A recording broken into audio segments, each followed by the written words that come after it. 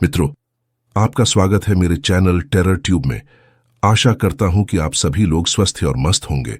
मित्रों, पिछले कुछ दिनों से मैं देख रहा हूं आप सब लोग मेरी स्टोरीज को सुनते तो है, लेकिन सब्सक्राइब नहीं करते। आप लोगों से ये निवेदन है कि आप सभी लोग मेरे चैनल को सब्सक्राइब जरूर करें तथा ज्यादा से ज्यादा लाइक और शेयर करें। आप लोगों का ये सपोर्ट मेरे लिए अमूल्य है। और हाँ, स्टोरी कैसी है इसको कमेंट करके बताना ना भूले।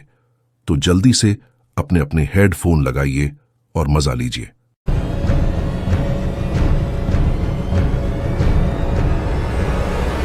ये कहानी है अमर की। अमर अपने ही एक रिश्तेदार के शव को शमशान घाट में विसर्जित करके वापस घर लौट रहा था, लेकिन वह कभी भी इन सब बातों को नहीं मानता था और उसे उस वक्त बड़ी उत्तेजना हुई कि एक बार वह पीछे मुड़कर देखें और जाने कि आखिर पीछे क्या है। दोस्तों, सच कहूं तो इसके बाद जो हुआ, इसके लिए खौफ की कोई सीमा ही नहीं है। आखिर क्या हो सकता है ऐसा कुछ करने पर, या आप इस कहानी को जानकर बखूबी समझ जाएंगे। शायद इस कहानी को जानने के बाद आप कभी ऐसी बेवकूफ़ी करने की हिमाकत नहीं करेंगे। चलिए जानते हैं। दोस्तों, अमर, जिसकी उम्र 16 साल की थी, वह अपने गांव छुट्टियां मनाने के लिए आया हुआ था। अमर, जो कि हमेशा से शहर में ही पला बढ़ा, उसे गांव का रहन सहन, भाषा या समुदाय से बिल्कुल वाकिफ नहीं था। आखिरकार इस बार वह गांव लगभग 6 साल बाद आया था। इस बार वह पूरे 1 महीने रहकर जाने वाला था। फिलहाल उसके 10वीं के एग्जाम खत्म हुए थे। उसके बाद लंबी छुट्टियां तो मिलती ही हैं। अमर के गांव का नाम रामपुर था। दोस्तों, वह गांव में पूरा दिन बाहर ही रहता, कभी क्रिकेट तो कभी फुटबॉल, और इन सब चीजों से भी मन नहीं भरा तो वह छुपन छुपाई खेलता। कुछ दिन बीते। अचानक उसके टोले में एक काका, जो कि 84 वर्ष की उम्र में दुनिया छोड़ गए थे। दोस्तों, जिस तरह शहरों में लोग एक सोसाइटी में रहते हैं, उसी तरह गांव में जब इस तरह लोग रहते हैं तो उसे टोला कहते हैं, जहां पर हर कोई अपना ही होता है। काका की अचानक से मृत्यु होने के बाद उन्हें शमशान ले जाने की विधि शुरू हुई। अमर को भूतों की कहानियों में बड़ी दिलचस्पी थी, लेकिन विश्वास बिल्कुल नहीं था। जब कभी भी गांव में कोई उसे भूत प्रेत के किस्से सुनाता तो वह बस इन सबको फालतू चीजें बोलकर बड़ा मजाक बनाता था। अमर ने बहुत जगह से सुना था इस बारे में कि शमशान में भूत होते हैं। साथ ही अमर भी कभी शमशान भी नहीं गया था। इसी के चलते इस बार उसने बहुत ज्यादा जिद की। उसकी जिद के आगे सबको झुकना पड़ा। अमर काफी खुश था, क्योंकि उसने कभी भी किसी का अंतिम संस्कार होते नहीं देखा था। दोस्तों, न जाने क्यों बड़ी ही अजीब सोच थी। हालांकि सबका दिमाग एक जैसा नहीं होता। खैर, अंतिम संस्कार की विधि हो जाने के बाद सब लोग ट्रक में चढ़े। ट्रक ने जैसे ही रफ्तार पकड़ी तो अमर बार बार उस लाश की तरफ देखे जा रहा था। अमर के दादाजी ने उसे 2-3 बार टोका और कहा, कभी भी भूल कर बार बार इन्हें नहीं घूरना चाहिए। लेकिन दोस्तों, अमर कहाँ किसी की सुनता। खैर, शमशान पहुंचने के बाद लाश को उतारा गया। थोड़ी ही देर में अंतिम संस्कार की विधि शुरू हो गई। पूरी विधि संपन्न होने के बाद सबको एक हिदायत दी गई कि कोई भी गलती से पीछे मुड़कर न देखें और ना ही उस लाश का नाम लें। इतना कहकर इसके तुरंत बाद ही सबके हाथों में टूटी लकड़ियां दी गईं और सब मुड़ते हुए उन लकड़ियों को पीछे फेंककर आगे की ओर बढ़ गए। इसी बीच अमर का मन बार बार यह चाह रहा था कि कम से कम वह सिर्फ एक बार तो पीछे देखे, लेकिन अगर वह ऐसा करता तो उसे सबकी डांट खानी पड़ती। इसीलिए उसने सोचा और वह थोड़ा धीरे चलने लगा। मौका पाकर वह एक बार पलटा। यकीन कीजिएगा, एक बार पलटने से ही उसने जो देखा, उसके बाद उसके रोंगटे खड़े हो गए। उसने देखा कि 2 अजीब से दिखने वाले इंसान ठीक उसी लाश के इर्द गिर्द घेरा बना रहे थे। अमर जब उनको ध्यान से देखने लगा तो उन्होंने एक घूरती नजरों से अमर को देख लिया। यह देखकर अमर का खौफ से अब बुरा हाल था। उसकी धड़कनें काफी ज्यादा तेज हो गई थीं। ज्यादा कुछ न सोचकर वह भागते हुए आगे बढ़ गया। इसके बाद वह सीधा घर पहुंचकर शुद्धिकरण, नहा धोकर वह रात को अपने कमरे में सो रहा था। लेकिन उसे यह बिल्कुल नहीं पता था कि उसने अपनी जिंदगी को किस दलदल में फंसा लिया है। इन्हीं सब बातों से अनजान वह गहरी नींद में था। उसे कोई सरसराहट की आवाज सुनाई दी।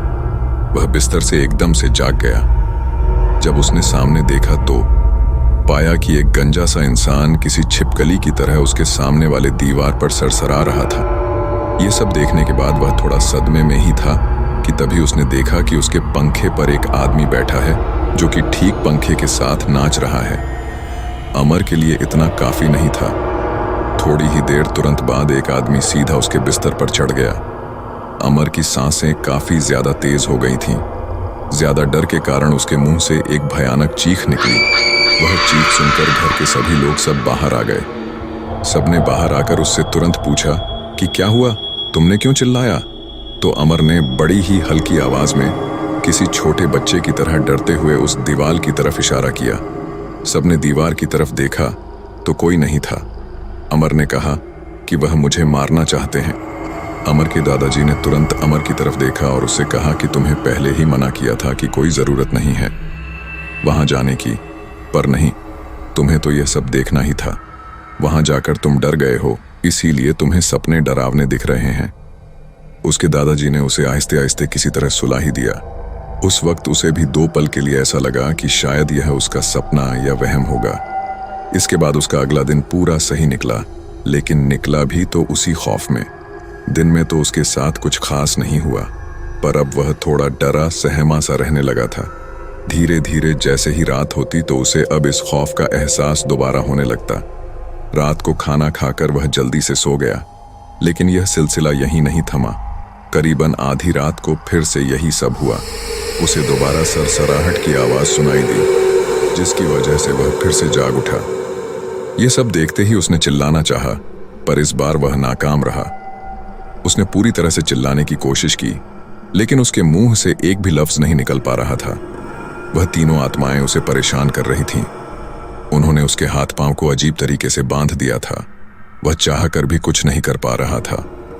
अमर अपनी आंखें बंद किए बैठा था, लेकिन वह तीनों उससे कह रहे थे कि तुम्हें नहीं पता कि तुमने जो गलती की है उसका भुगतान तो तुम्हें देना ही होगा। तूने जिंदगी में सबसे बड़ी गलती कर दी है। खैर, अब तेरे पास जिंदगी ही कहां बची है।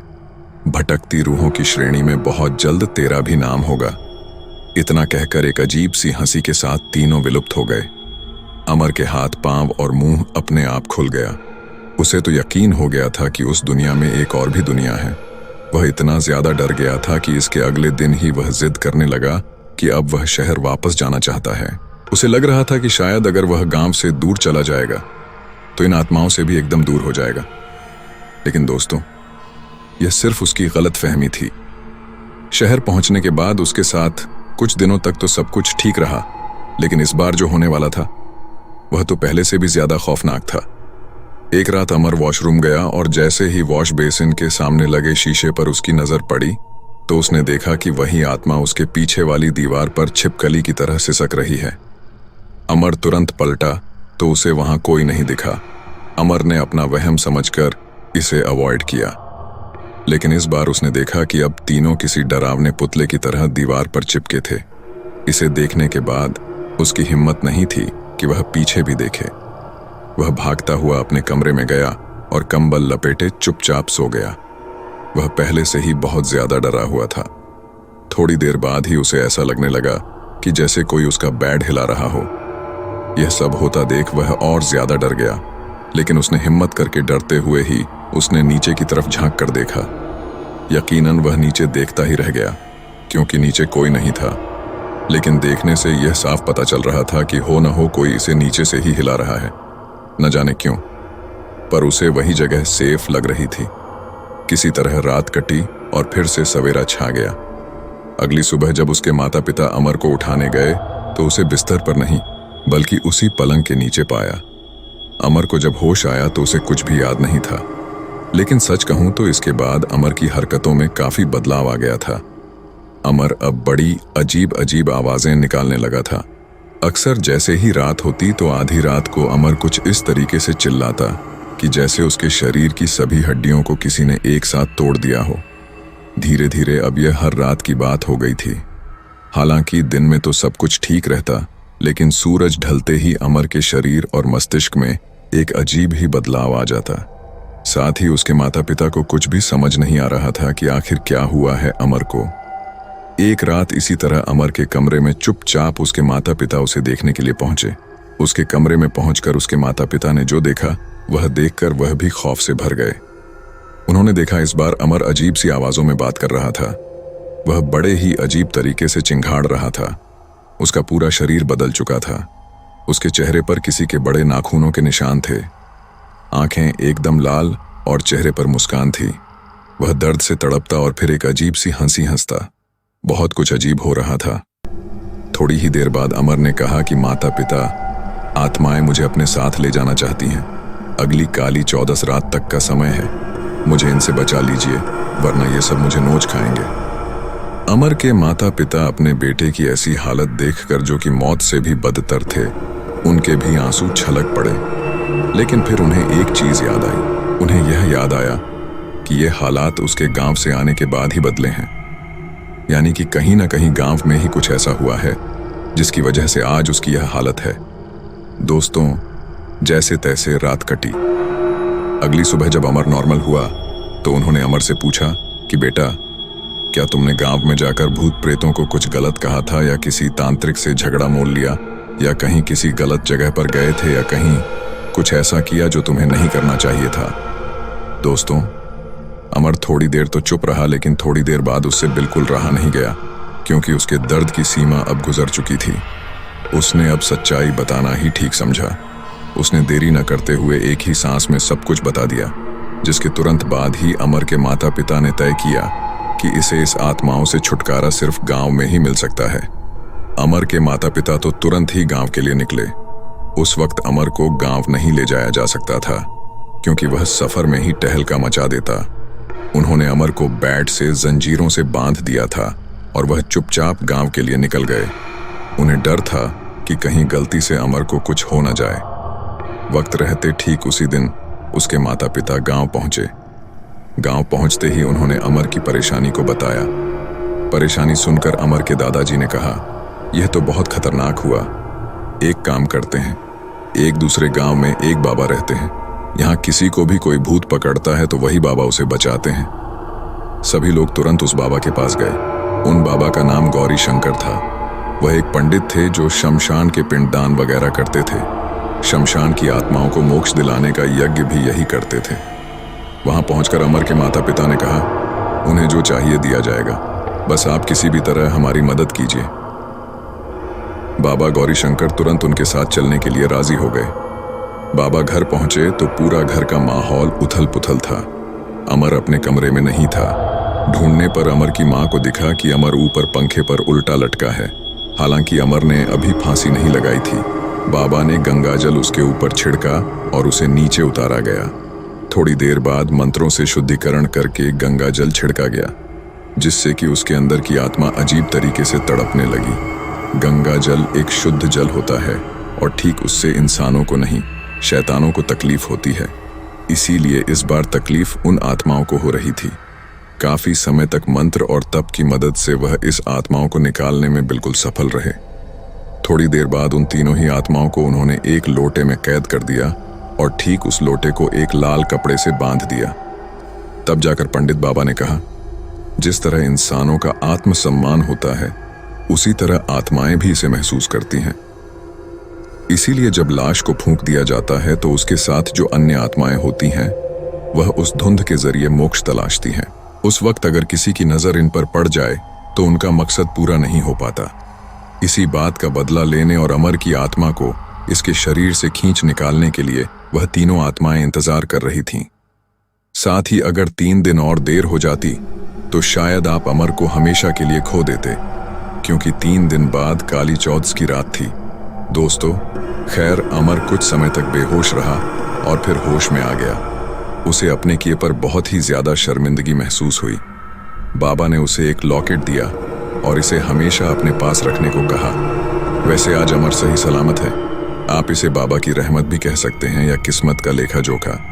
इसीलिए कहते हैं अंधविश्वास तब तक ही रहता है जब तक कि खुद के साथ न घट जाए।